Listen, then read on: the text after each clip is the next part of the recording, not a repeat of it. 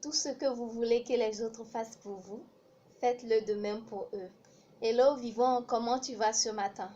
J'ose croire que tu te portes à merveille et même si ça ne va pas, ça va aller. Garde confiance en l'Éternel, le Dieu Tout-Puissant qui t'a créé à son image et qui promet de jamais t'abandonner. Ce matin, j'aimerais qu'on parle de l'art d'aider, l'art d'être là pour les autres, l'art de se sentir important, l'art de se sentir comme une source de bénédiction pour la famille, la société, les amis, pour ceux même qu'on ne connaît pas. Comment être là pour les autres? Premièrement, je dirais qu'il faut s'intéresser à leur vie. Lorsque les gens sont tout autour de nous, essayons de nous intéresser à ce qui se passe dans leur vie. Essayons de savoir comment ils vivent. Parce que nous savons très bien que ce n'est pas tout le monde qui facilement arrive à se livrer aux autres. Mais quand vous vous approchez d'une personne et que vous essayez de lui poser des questions qui vont toucher tel ou tel point de sa vie, la personne se sentira en confiance pour te narrer son histoire. Et ainsi, vous verrez si cette personne a réellement des problèmes qui ont besoin de solutions qu'elle n'arrive pas à trouver ou pas. Et c'est en cela que vous posez votre pierre à l'édifice de sa vie.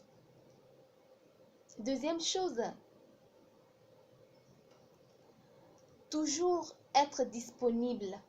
Parce que lorsque vous êtes disponible, les gens savent que telle personne est toujours disponible.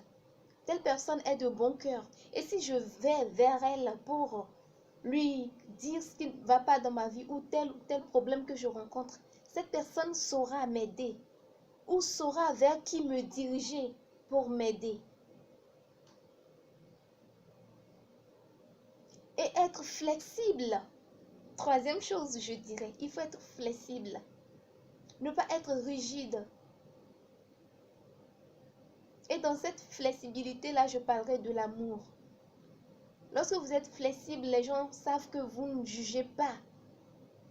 Vous êtes toujours compréhensible. Vous êtes toujours compréhensible. Et quand une personne vient vers vous pour vous dire, par exemple, j'ai commis cette erreur, vous reprenez la personne avec amour. Et vous essayez de vous mettre à la place de cette personne-là, sans pour autant le juger. Et peut-être que la personne même se condamne déjà. Et vous n'avez pas à venir ajouter encore. Voilà, l'art d'aider.